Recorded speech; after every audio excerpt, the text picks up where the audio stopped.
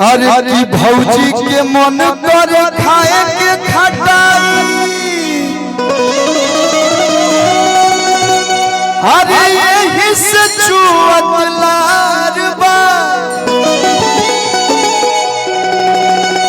जो बाबू लोग का आज मुंडन है वो जब पेट में होगा, ये खुशखबरी जब सुनाई दिया होगा भैया लोग को, माने घर पे मेरे जैसा देवर है, वो फोन करके भैया को यही ना कहेगा, अरे की भौजी के मन करे खाए के खटाई, अरे यही से चुअत लार बा, आज यही से लागल बुखार बा।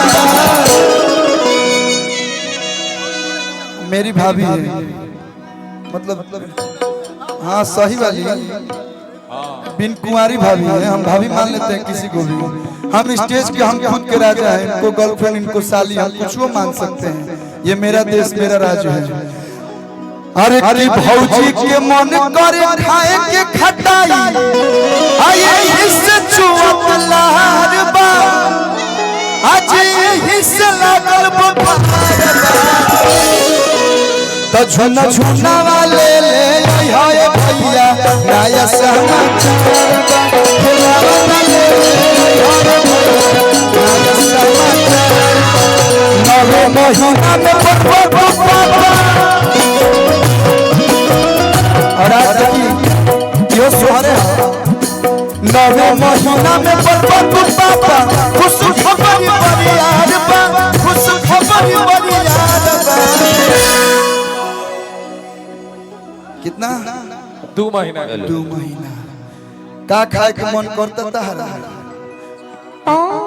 गोलगप्पा फुचका छोला मोमोज खाओगे, मोमोज बर्गर बोल बर्गर वाला रेस्टोरेंट से मंगा देता नहीं। आता खेलावा ना ले ले होए भैया नया समाचार बा, झुझुना ले ले होए भैया नया समाचार बा।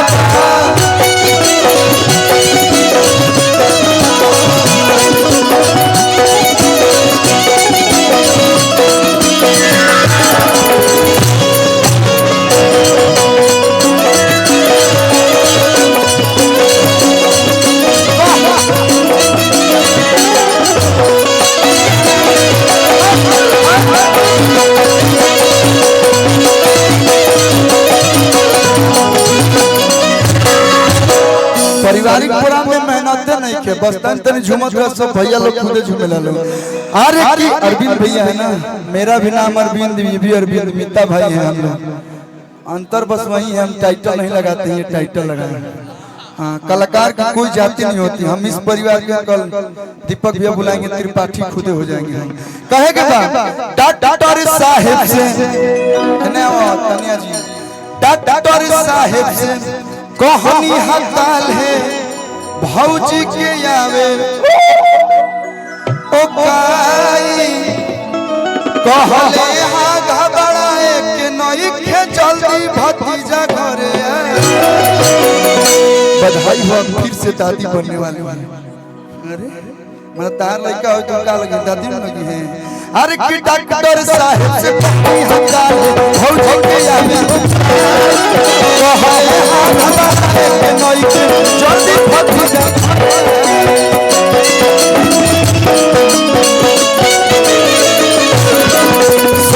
सावन में देव घर गई, सावन में देव घर गई, मिलन फल बरियार बा, मिलन फल बरियार बा, जी मिलन फल बरियार बा। तो खेला ना ले होए नया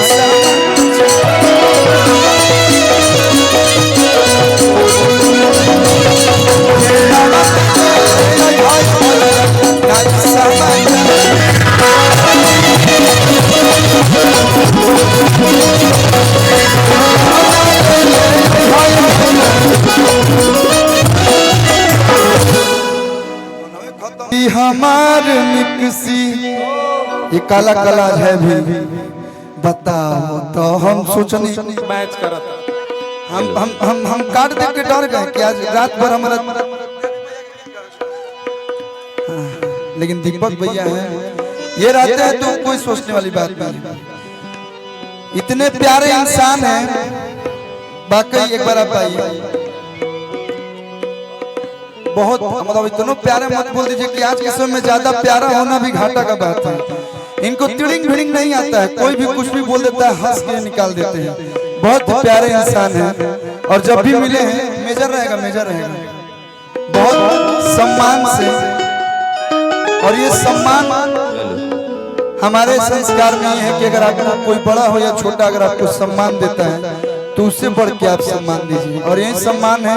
भैया ने एक बार बोला कि अपने परिवार में जाना है, हम कहीं ठीक है जब आप परिवार बोल दिए और यहाँ पे आके जो आप लोग का प्रेम मिल रहा है वो जितना भी बोलूं कम होगा। दिल से बहुत बहुत धन्यवाद पूरे परिवार का। एक गीत आपके लिए, ये मेरी भाभी हैं, ये जो है का चाचा ज्यादा पैसा मत दो, तरकारी का पैसा है।